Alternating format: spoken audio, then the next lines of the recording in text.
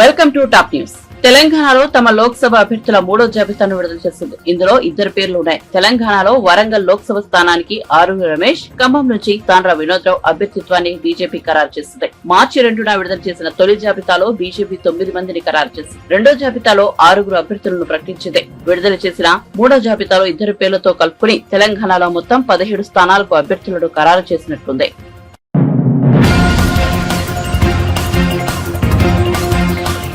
ఏపీలో పొత్తులో భాగంగా బీజేపీ 6 ఎంపీ స్థానాలు, 10 అసెంబ్లీ స్థానాల్లో పోటీ చేస్తోంది. ఈ నేపథ్యంలో బీజేపీ హైకమాండ్ ఏపీలో పోటీ చేస్తే తమ లోక్సభ అభ్యర్థుల జాబితాను విడుదల చేసింది. అరకు నుంచి కొత్తపల్లి గీత, అనకాపల్లి నుంచి సీఎం రమేష్, రాజమండ్రి నుంచి దగ్గుపాటి పురంధేశ్వరి, నరసాపురం నుంచి భూపతి రాజు శ్రీనివాస్ వర్మ, తిరుపతి నుంచి వరప్రసాదరావు, రాజంపేట నుంచి ఎన్ కిరణ్ కుమార్ రెడ్డి పోటీ చేస్తారని బీజేపీ ప్రకటించింది.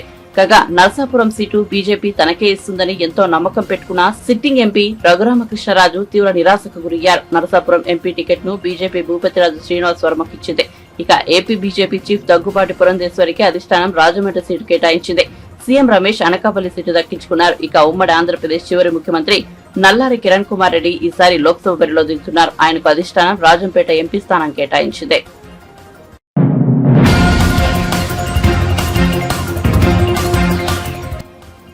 ఏపీలో పొత్తు కారణంగా జనసేన పార్టీ 21 అసెంబ్లీ స్థానాల్లో 2 ఎంపీ స్థానాల్లో పోటీ చేస్తోంది. ఇప్పటి వరకు 7 స్థానాల్లో అభ్యర్థులను ప్రకటించిన జనసేన పార్టీ అధినేత పవన్ కళ్యాణ్ మరో 11 మంది అభ్యర్థులను ఖరారు చేశారు. తద్వారా జనసేన పార్టీ ఇప్పటి వరకు 18 మంది అభ్యర్థులను ఖరారు చేసినట్టయింది. ఇంకా విశాఖపట్నం సౌత్, పాలకొండ, అవనిగడ్డ అసెంబ్లీ స్థానాలకు అభ్యర్థులను ప్రకటించాల్సి ఉంది. తొలుత 5 స్థానాల్లో అభ్యర్థులను ప్రకటించిన జనసేనాని మరో ఇద్దరిని ఖరారు చేసిన సంగతి తెలిసిందే. అటు కాకినాడ లోక్సభ స్థానానికి తంగెళ్ల ఉదయ్ శ్రీనివాస్ పేరును ప్రకటించారు.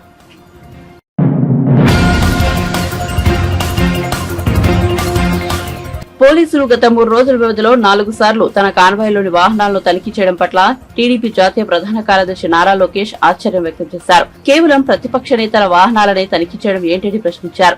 వైసీపీ నేతల వాహనాలు పోలీసులకు కనిపించడం లేదా అని నిలదీశారు. డీజీపీ ఆదేశాలతోనే తనిఖీ చేస్తున్నామని పోలీసులు చెబుతున్నారని లోకేష్ వెల్లడించారు. గత 3 రోజులుగా 4 సార్లు బండిని ఆపారు. ఈ రోజు పొద్దున ఆపారు, మళ్ళీ సాయంత్రం కూడా ఆపారు. దిగి ఎస్ఐ గారిని సూటిగా ప్రశ్నించారు. ఎందుకు నా బండి ఆపుతున్నారంటే పై అధికారులు ఆదేశాలు జారీ చేశారని చెప్పారు. అంటే కావాలని ప్రతిపక్ష పార్టీలు హెరాస్ చేయడానికి ప్రయత్నిస్తున్నారు.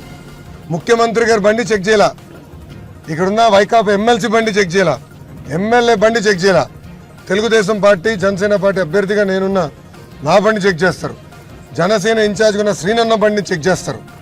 ఇట్లా అడుగడుగునా మమ్మల్ని ఇబ్బంది పెడుతున్నారు. దీనిపైన ఎలక్షన్ కమిషన్ కూడా రాస్తున్నాం. చట్టాలు ఏమైనా ఉంటే అందరికీ ఒకటే చట్టం ఉండాలి, అదే అమలు చేయాలి తప్ప ప్రతిపక్ష వాళ్ళకి ఒకటి, అధికార పార్టీ చేస్తాం కరెక్ట్ కాదు. అధికారులు ఎవరైతే ఇట్లా చట్టాన్ని ఉల్లంఘించి మమ్మల్ని ఇబ్బంది పెట్టారో వాళ్ళపై ముఖ్యమంత్రి గారి బండి చెక్ చేశారా, ఎమ్మెల్యే గారి బండి చెక్ చేశారా, ఎమ్మెల్సీ గారి బండి చెక్ చేశారా? నేను అడుగుతున్నా. 3 రోజుల్లో 4 సార్లు ఏనాడు నా బండి చెక్ చేయలేదు స్వామి. రోజు తిరిగేవాడినే కదా. కావాలని నన్ను ఆపి ఎన్నిసార్లు చెక్ చేస్తారు? ఒకే రోజు 2 సార్లు చెక్ చేస్తారా? ఇప్పటికి ఉదయం సాయంత్రం. పొద్దున అన్నగారు నాతో చెక్ చేశారు, సాయంత్రం మళ్ళీ ఆయన బండి సెపరేట్గా చెక్ చేశారు. అండ్ ఎస్ఐ గారు ఎటు చెప్తారండి? పై అధికారులంట స్పెసిఫిక్గా నా బండి చెక్ చేయమని ఆదేశాలు ఇచ్చారంటే ఎటు చెప్తున్నారు అని దానికి సమాధానం చెప్పానండి వాళ్ళు. అధికారులు ఇప్పుడు సమాధానం చెప్పాలి. దీనిపైన ఎలక్షన్ కమిషన్ సీరియస్గా తీసుకోవాలి. వీళ్ళందరినీ ఎస్పెషల్లీ ఎస్పీ గారు వీళ్ళందరినీ ఏకంగా ఎలక్షన్ ముందర నియమించిన వాళ్ళు వీళ్ళందరినీ బర్తరఫ్ చేయాల్సిన బాధ్యత ఎలక్షన్ కమిషన్ పైన ఉంది. అరే ఎస్ఐ గారే చెప్తే స్పెసిఫిక్గా మా బండిలు చెక్ చేయమని ఆయనకి ఆదేశాలు వచ్చినాయంట. దాని మేరకే చెక్ చేశాను వాళ్ళు చెప్తాం జరిగింది. ఇంకా దానికన్నా ఆధారాలు మీకేం కావాలి? ఎమ్మెల్సీ గారు బండి తనిఖీ చేశారా? హనుమంతరావు గారు ఎమ్మెల్సీ గారు ఆయన బండిని ఎవరు జోలికెళ్ళ. ఎమ్మెల్యే గారు తిరుగుతున్నారు, ఎవరు? కరకట్ట కమలాసన్, ఆల రామకృష్ణారెడ్డి గారు, ఆయన బండి చేయలా. ముఖ్యమంత్రి గారు బండి ఆపి ఇప్పుడు చెక్ చేశారా వీళ్ళు? మళ్ళీ మేము ఒకరు దొరికాం వాళ్ళకి. ముఖ్యమంత్రి గారు అదే రోడ్డు మీద తిరుగుతాడు అటు ఇటు ఎప్పుడో, మళ్ళీ ఎందుకు ఆయన బండి ఆపి చెక్ చేయరు అధికారులు? కేవలం నా తెలుగుదేశం పార్టీ అభ్యర్థిగా నన్ను జనసేన ఇన్ఛార్జ్గా శ్రీనివాస్ అన్న బండి ఎందుకు చెక్ చేస్తున్నారు ప్రత్యేకంగా? దానికి అధికారులు సమాధానం చెప్పారు. అది నేను సూటిగా ప్రశ్నిస్తాను. దీనిపైన మేము పోరాడుతాం, మేము వదిలిపెట్టాం. డీజీ గారిని మార్చే వరకు మేము వదిలిపెట్టాం. 100% DG must go, SP must go, దాంట్లో ఎలాంటి సందేహం లేదు. దానిపైన మేము పోరాడతాం. నిన్న చంద్రబాబు నాయుడు గారి సమావేశం జరిగింది. ఎలక్షన్ కమిషన్ దగ్గర మేము పర్మిషన్ తీసుకుని పెట్టిన సభ అది, close door meeting. Election commission ఉన్నత అధికారులు వచ్చి విజువల్స్ కూడా తీసుకుని వెళ్ళారు. వాళ్ళు వచ్చారు, విజువల్స్ కూడా తీసుకుని వెళ్ళారు. కానీ అక్కడ ఇంటెలిజెన్స్ ఆఫీసర్ వస్తారు. అతనికి ఏం పని అండి? పొలిటికల్ ఇంటెలిజెన్స్ ఆఫీసర్కి ఏం పని?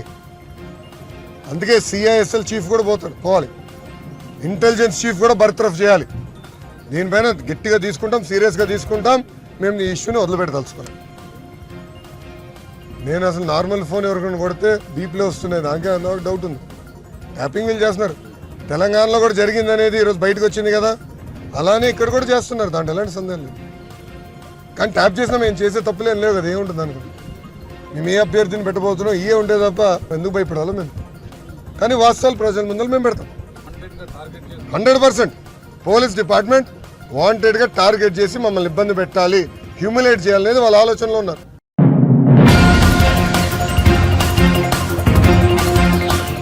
ఏపీ అధికార పక్షం వైసీపీని వీడుతున్న ప్రజాప్రతినిధుల సంఖ్య అంతకంతకు పెరుగుతోంది. గూడూరు వైసీపీ ఎమ్మెల్యే వరప్రసాద్ బీజేపీలో చేరగా చింతల్పూడి ఎమ్మెల్యే ఎలీజా కాంగ్రెస్ లో చేరారు. ఏపీ కాంగ్రెస్ అధ్యక్షురాలు షర్మిల సమక్షంలో ఎలీజా కాంగ్రెస్ తీర్థం పుచ్చుకున్నారు. ఎలీజాకు కాంగ్రెస్ కండువా కప్పిన షర్మిల ఆయనను పార్టీలోకి సాదరంగా ఆహ్వానించారు. వైసీపీ టికెట్ రాని వారిలో ఎలీజా కూడా ఉన్నారు.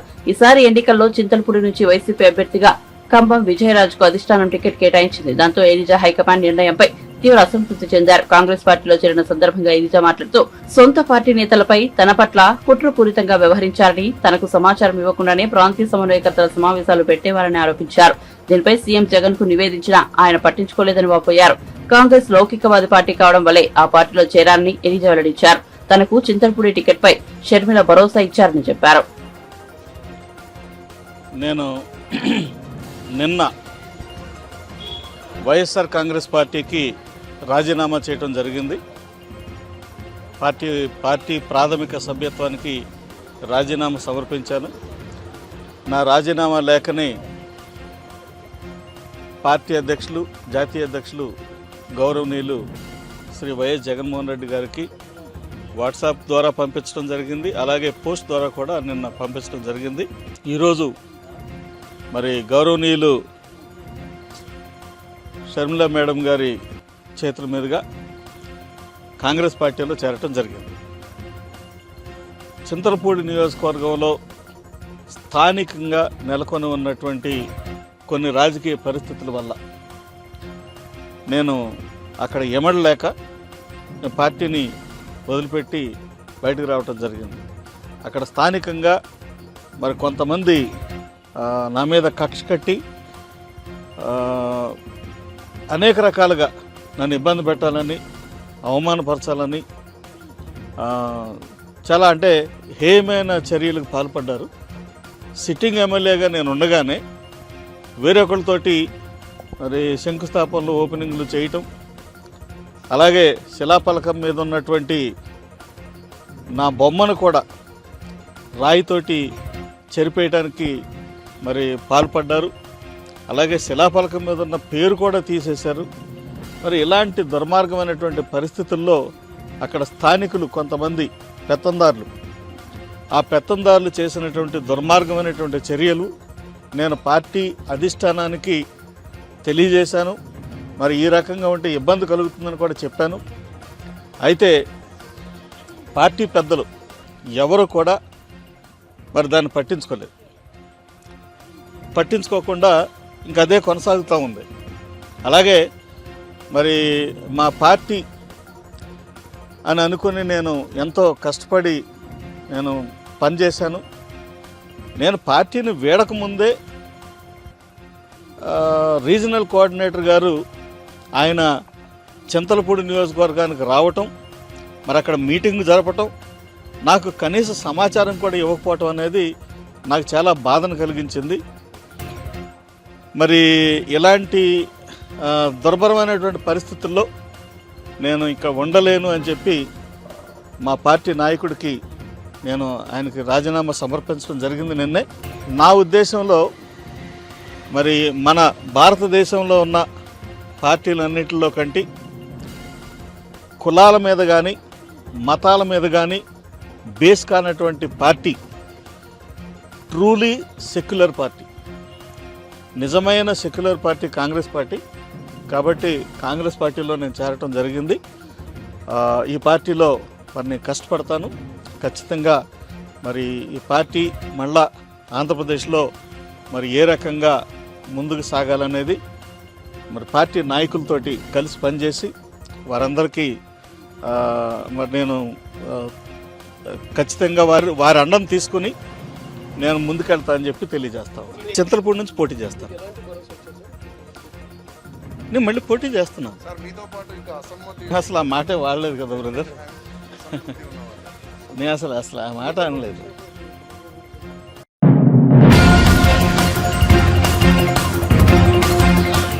నెల్లూరు లోక్సభ వైసీపీ అభ్యర్థి విజయసాయిరెడ్డి ఆధ్వర్యంలో పలువురు జనసేన నేతలు కార్యకర్తలు వైసీపీలో చేరారు. ఈ సందర్భంగా విజయసాయిరెడ్డి కీలక వ్యాఖ్యలు చేశారు.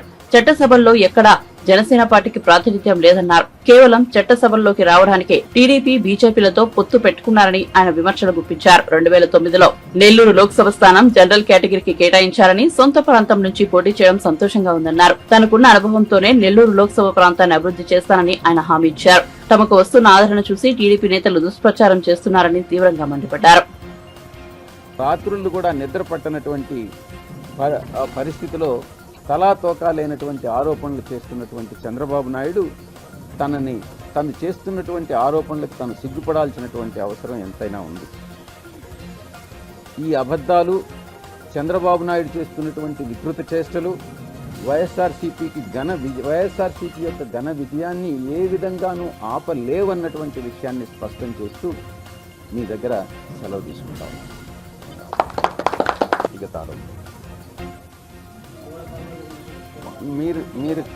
మీరు ప్రశ్న వేసేటప్పుడు నేను మీ ఏ ప్రశ్నకైనా నేను చాలా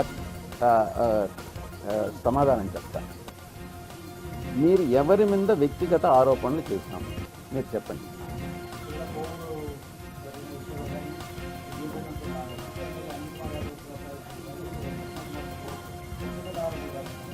ప్రసన్న కుమార్ రెడ్డి గారు కానీ, అనిల్ కుమార్ యాదవ్ గారు కానీ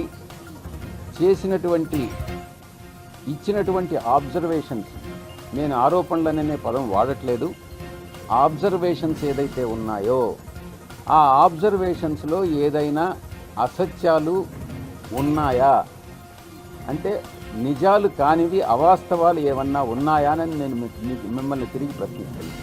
మీరు చెప్పండి, అవి నిజాలా, నిజం కాదా, వాస్తవాలా, అవాస్తవాలా? ఈ యొక్క ఎన్నికలు 2024లో జరుగుతున్నటువంటి ఎన్నికలు ధర్మానికి, అధర్మానికి, వాస్తవాలకి, అవాస్తవాలకి, నిజాలకి, అబద్ధాలకి జరుగుతున్నటువంటి పోరాటం. దాంట్లో ఎవరు ఈ యుద్ధాన్ని స్టార్ట్ చేశారు, ఎవరు ఈ అనైతిక యుద్ధాన్ని ఎవరు స్టార్ట్ చేశారు? మొట్టమొదట నేను ఇక్కడ ఉండను, ఎన్నికలు అయిపోయిన తర్వాత విజయసాయిరెడ్డి ఈ ఊర్లో ఉండడు, కనిపించడు అన్నటువంటి ఆరోపణ చేసింది తెలుగుదేశం పార్టీ. చోటా మోటా నాయకులందరూ ఉన్నారు. ఇక్కడ వీధి రౌడీల్లాగా ప్రవర్తించేటటువంటి వాళ్ళు ఉన్నారు. శాసనసభకి ఎన్నికైనటువంటి వాళ్ళు కూడా వీధి రౌడీల్లాగా ప్రవర్తిస్తుంటే ఇక ప్రజాస్వామ్యం ఎక్కడికి పోతుంది? మీ ప్రశ్నకి జవాబు చెప్పాను. వ్యవస్థాపక ఏంటది? ఎక్కడ వ్యక్తిగత ఆరోపణలు? ఈరోజు నేను చెప్పిన దాంట్లో బ్రెజిల్కి సంబంధించి మాదక ద్రవ్యాలు ఇంపోర్ట్ చేసిన దాంట్లో ఏదైనా నేను చెప్పినటువంటి ఆబ్జర్వేషన్లో ఏదైనా అవాస్తవం ఉందా? ఎవరి పట్లైనా వ్యక్తిగత ఆరోపణ ఉందా? సిబిఐ ఎంక్వైరీ చేస్తూ ఉంది. సిబిఐ ఎంక్వైరీలో సత్యాలన్నీ కూడా బయటపడతాయి. ఛార్జ్ షీట్ ఫైల్ చేస్తారు. నేను చెప్పింది కానీ తప్పు అయితే అప్పుడు ప్రశ్నించండి. దాని వెనుక ఉన్నటువంటి వ్యక్తులు టీడీపీకి చెందిన వాళ్ళు కాదా, అవునా కాదా? చంద్రబాబు నాయుడు సామాజిక వర్గానికి చెందిన వాళ్ళ కాదా? నేను ఎక్కడా కూడా అవాస్తవాలు చెప్పలేదే మీకు.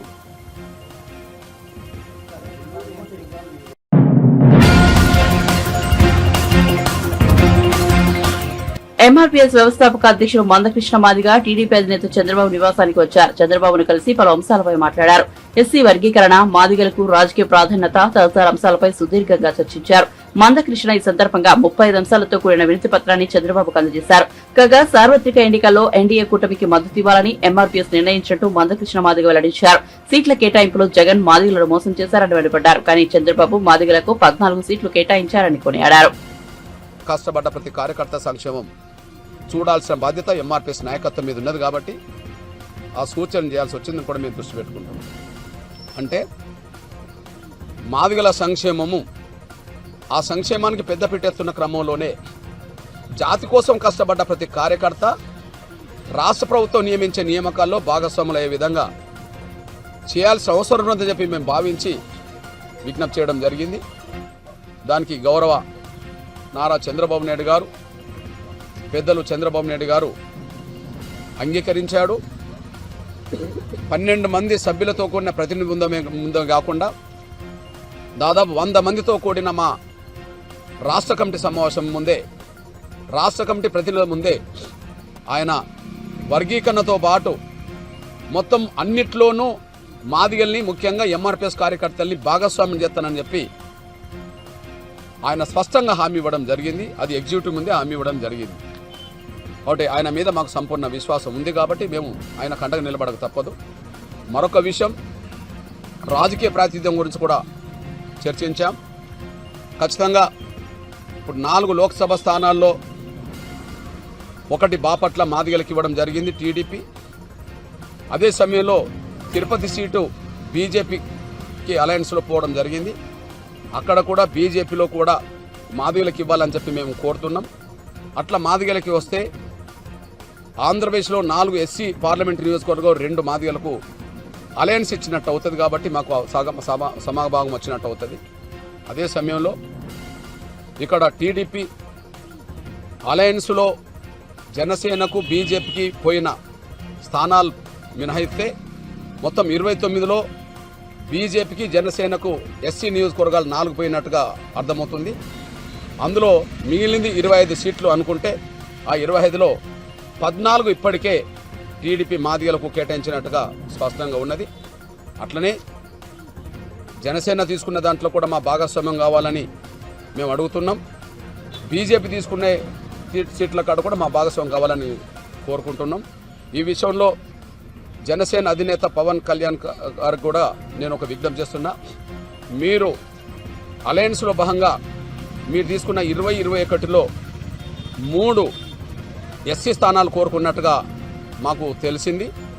అందులో ఉమ్మడి తూర్పుగోదావరి జిల్లా రాజోలు, అదే సమయంలో పి గన్నవరం కోరుకోవడంతో పాటు కడప జిల్లాలో ఉండబడే రైల్వే కోడ్ను కూడా కోరుకున్నట్టుగా కనిపిస్తున్నది. అయితే మీ పరిశీలనలో, మీ అభ్యర్థుల పరిశీలనలో 3కు 3 మాలల్నే పరిశీలించినట్టుగా అర్థమవుతున్నది. అట్లా కాకుండా సామాజిక న్యాయం గురించి మాట్లాడే మీరు మాలలకు మాదిగలకు కూడా సమానమైన అవకాశాలు వచ్చే విధంగా మీరు నిర్ణయాలు తీసుకోవాలి. ఆ విషయంలో ఖచ్చితంగా ఇటు గన్నవరంలో, అదే సమయంలో రైల్వే కోడూరులో మాదిగలకు జనసేన ప్రాతినిధ్యం ఇచ్చే విధంగా నిర్ణయానికి రావాలని చెప్పి నేను విజ్ఞప్తి చేస్తున్నా. 3కు 3 మాల సామాజిక వర్గానికి ఇస్తే మీరు సామాజిక న్యాయాన్ని విస్మరించినట్టు అవుతుంది. 3లో మా భాగస్వామ్యం ఇస్తే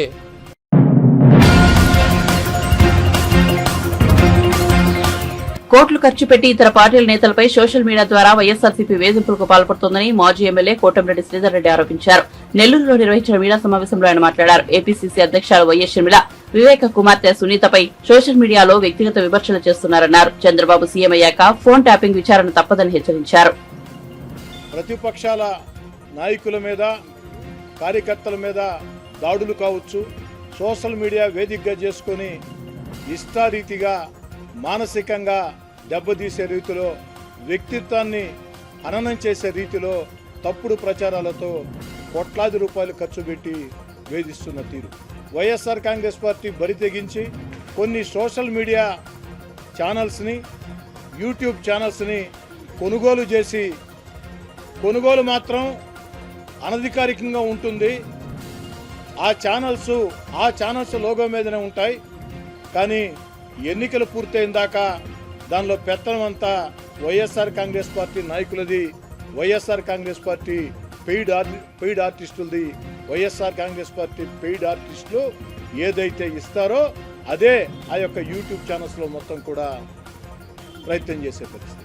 సాక్షాత్తు రాష్ట్ర ముఖ్యమంత్రి వైఎస్ జగన్మోహన్ రెడ్డి గారు సొంత చెల్లెలు వైఎస్ షర్మిల గారి మీద, చిన్నాన్న కూతురు సునీత గారి మీద ఇష్టారీతిలో ఈ యొక్క యూట్యూబ్ ఛానల్స్లో, సోషల్ మీడియాలో వాళ్ళ వ్యక్తిత్వాన్ని హననం చేసే రీతిలో ఉచ్చే నీచాలు మరిచి వైఎస్ జగన్మోహన్ రెడ్డి గారి ఆదేశాలతో, సలహాదారుల సూచనలతో వైఎస్ఆర్ కాంగ్రెస్ పార్టీ పెయిడ్ ఆర్టిస్టులు వ్యవహరిస్తున్న విధానం ఎంత బాధాకరం అంటే, ఆఖరికి సాక్షి పత్రిక, సాక్షి టీవీలో కూడా సొంత చెల్లెలు షర్మిల గారి మీద, చిన్నాన్న కూతురు సునీత గారి మీద ఇష్టారీతిగా వేధిస్తున్నటువంటి తీరు.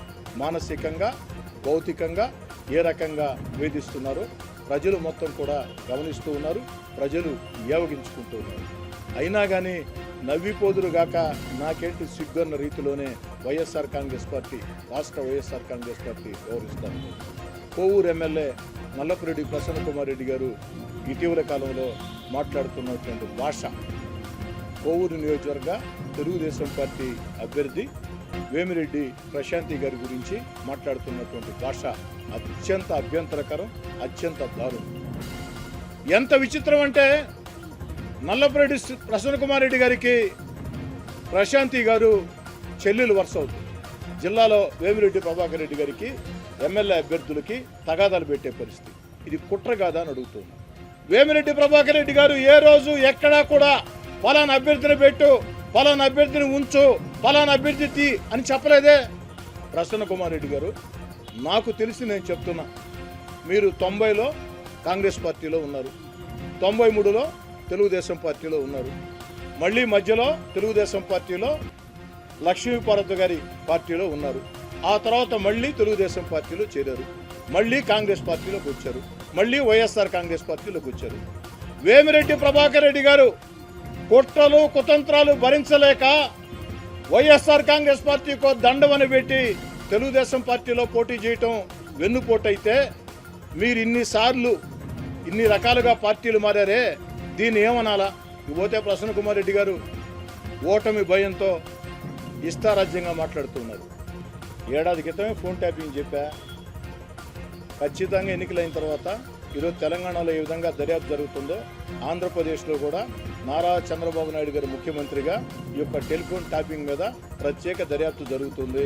దానికి పాల్పడినటువంటి అధికారుల మీద కఠిన చర్యలు తప్పవు. నెల్లూరు పార్లమెంట్ అభ్యర్థి విజయసాయిరెడ్డి గారు పదే పదే పదే పదే ఒక మాట చెప్తున్నారు, అన్ని లక్షలతో గెలవబోతున్నా, ఇన్ని లక్షలతో గెలవబోతున్నానని చెప్పాను. విజయసాయిరెడ్డి గారిని నేను సూటిగా ఒక మాట అడగదలుచుకున్నాను. అయ్యా, మీకు ఇంకా 4 ఏళ్ల రాజ్యసభ సభ్యత్వం ఉంది. నిజంగా మీకు గెలుస్తానని నమ్మకం ఉంటే విజయసాయిరెడ్డి గారు 4 సంవత్సరాల రాజ్యసభకు రాజీనామా చేయి, అప్పుడు ఏదైనా మాట్లాడు.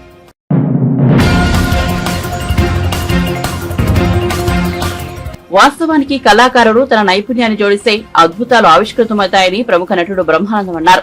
శ్రీ కళాక్షేత్ర ఆధ్వర్యంలో తిరుపతి శ్రీ వెంకటేశ్వర శిల్ప కళాశాలలో నిర్వహించిన శ్రీ వెంకటేశ్వర చిత్రార్చన పుస్తక ఆవిష్కరణ సభలో ఆయన పాల్గొన్నారు. వివిధ ప్రాంతాలకు చెందిన 202 మంది కళాకారులు గీసిన శ్రీ వెంకటేశ్వరుని చిత్రాలతో కూడిన పుస్తకాన్ని ఆవిష్కరించారు. లలిత కళల్లో నైపుణ్యం సాధించడం అందరికీ సాధ్యపడదని, అమ్మవారి ఆశీస్సులు ఉన్నవారే రాణించగలరన్నారు. అంతమంది చిత్రకళాకారులు వేసినటువంటి ఈ చిత్రాల్లో 202 చిత్రాలని ఒక పుస్తక రూపంగా తీసుకురావాలనేటువంటి ఆలోచన కలగటం అది చాలా అరుదైన విషయం. వాళ్ళ అంతమంది చిత్రకారులు వేసినటువంటి బొమ్మలో నేను వేసిన బొమ్మ కూడా ఉండటం అది నా అదృష్టం, స్వామివారి ఆశీస్సులు. ఇందులో చిత్రలేఖనం అనేది ఒకటే. Artist one, artist are so many. కళ ఒక్కటే, కళాకారులు చాలా మంది ఉంటారు. ఈ కళాకారులు తారతమ్యం మనం పెట్టుకుందే తప్ప ఆయన పెద్ద కళాకారుడు, ఈయన చిన్న కళాకారుడు, ఆయన ఇంత కళాకారుడు, ఈయన ఇంత కళాకారుడు అని కాదు. సూర్యుడికి ఉన్న వెలుగు సూర్యుడికి ఉంటుంది, మినుగురు పురుక్కున్న వెలుగు మినుగురు పురుక్కుంటుంది. ఏదైనా కాంతినిచ్చేదే. నా కళ నాది, నా శ్రావత నాది, నా టాలెంట్ నాది, నా నైపుణ్యం నాది. మిగతా వాళ్ళు గొప్ప గొప్ప వాళ్ళు గొప్ప గొప్ప నైపుణ్యాన్ని వాళ్ళు ప్రదర్శించి చాలా గొప్పవాళ్ళు అయితే అయి ఉండొచ్చు. ఈ పుస్తకం మీద ముఖ చిత్రం వేసినటువంటి బికేఎస్ వర్మ గారు ఉన్నారు. ఆయన బుక్కవరపు కృష్ణసాగర వర్మ ఆయన పేరు, బెంగళూరు. ఆయన 8 అడుగుల పొడవు 6 అడుగుల వెడల్పున్నటువంటి వెంకటేశ్వర స్వామి విగ్రహాన్ని చిత్రాన్ని చిత్రీకరించడం కంటే రచించి అది మా నట్టింట ఉంటుంది. ఇప్పుడు ఆయన వేసినటువంటి బొమ్మ ఈ పుస్తకం మీద ముఖ చిత్రంగా వేశారంటే ఆయన ఇప్పుడు కీర్తిశేషులు. వారికి ఎంతో కృతజ్ఞతలు తెలియజేసుకుంటారు. ప్రధానంగా మన ఈ కళాశాలలో యూనివర్సిటీస్లో ఏమంటారంటే ఈ చిత్రకళని శిల్పాలను వీటిని ఫైన్ ఆర్ట్స్ అంటారు. ఫైన్ ఆర్ట్స్ అంటే లలిత కళలు అని మన తెలుగు ట్రాన్స్లేషన్. లలిత కళలు అంటే లలితములైన కళలు, అంటే చాలా మృదువుగా ఉండేటువంటి కళలు. శిల్పము, చిత్రలేఖనము, సంగీతము, నాట్యము, నటన. ఈ 5 కళలు అందరికీ అబ్బవు. ఎవరికి అబ్బుతాయంటే లలిత కళలు ట్రాన్స్లేషన్ అనుకుంటారు కానీ కాదు. లలిత గాయత్రి యొక్క అంశ చేత వచ్చినటువంటి కళలు లలిత కళలు. అది అందరికీ అబ్బదు. అతి తక్కువ మందికి, ఆవిడ సెలెక్ట్ చేసుకున్నటువంటి వాళ్ళకే అబ్బుతుంది. అమరశిల్పి జక్కన్న తన శిల్పాన్ని మీకు ఇప్పటికీ జాగ్రత్తగా మీరు పరిశీలిస్తే శిల్పులకి గడ్డం, మీసాలు, ఒక రకమైనటువంటి ఆహార్యం ఉంటుంది. ఎందుకు అలా ఉంటుంది అంటే వాళ్ళు దే డోంట్ కేర్ అబౌట్ బాహిరంగా ఉండేటువంటి వాళ్ళ ఆకృతికి వాళ్ళు ఎక్కువ ఇంపార్టెన్స్ ఇవ్వరు. ఇప్పుడు హడివేడి టెంపుల్, హరప్పా టెంపుల్, ఇక్కడ ఆ దగ్గరికి వెళ్తే ఒక అంగుళంలో ఉన్నటువంటి ఒక చిన్న శిల్పం, ఒక బార్డర్ అలా ఉంటుందన్నమాట. ఒక స్త్రీ అలా నాట్యం చేస్తున్న భంగిమ రూపంలో ఉంటే ఆ భంగిమకి అంత అంగుళంన్నరలో ఉన్నటువంటి ఆ బొమ్మకి ముక్కు మీద పుడకుంటుంది.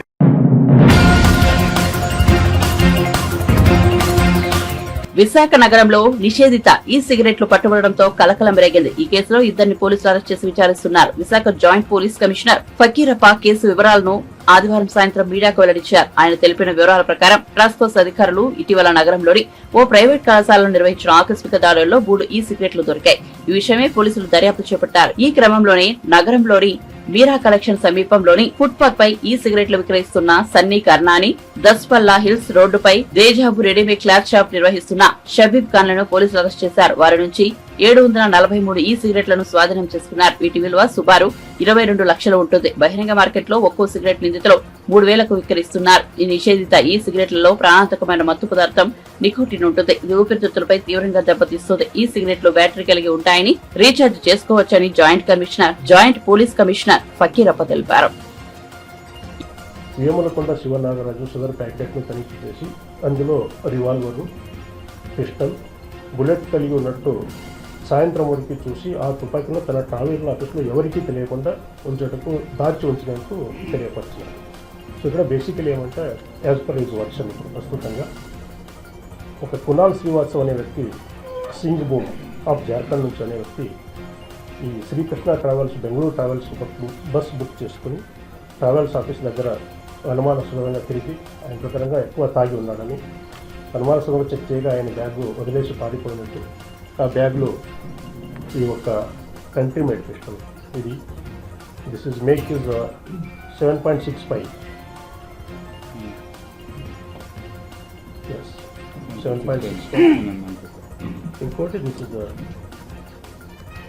The revolver.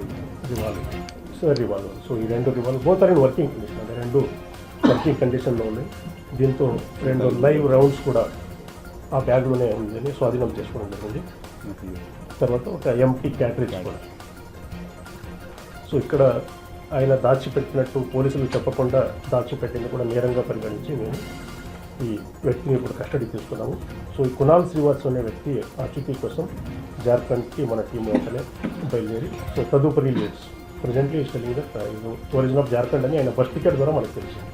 ఆ రెడ్ బస్లో బుక్ చేసిన అన్ని టికెట్ డీటెయిల్స్ అన్ని తీసుకుంటే కునాల్ శ్రీవాత్సవ సింగ్ ఆయన మొబైల్ ఫోన్ నెంబర్ కూడా అన్ని తదుపరి మనకి సమాచారం అన్ని అందించాలి.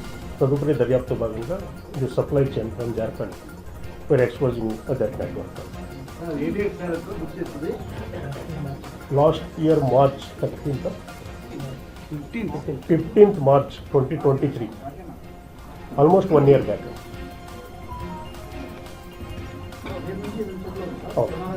వన్ ఇయర్ నుంచి అయితే లేదు, ఫోటోలు ఉన్నాయి మొబైల్లో అయితే ఫోటో గిట్టా తీసుకున్నారు.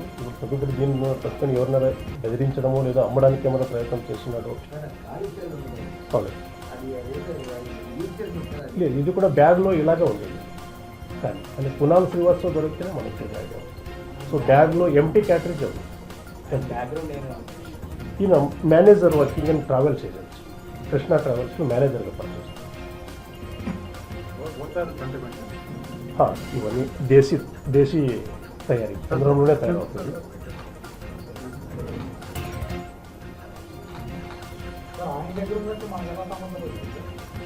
దానికి మన టాస్క్ ఫోర్స్ ఉంటుంది సిటీలో. టాస్క్ ఫోర్స్ సమాచారం సేకరిస్తూ ఉంటుంది. సో ఎవరి దగ్గర ఏమున్నాయని చూడడానికి ఒక టాస్క్ ఫోర్స్ పెట్టాము సిటీలో. సో ఏమంటారు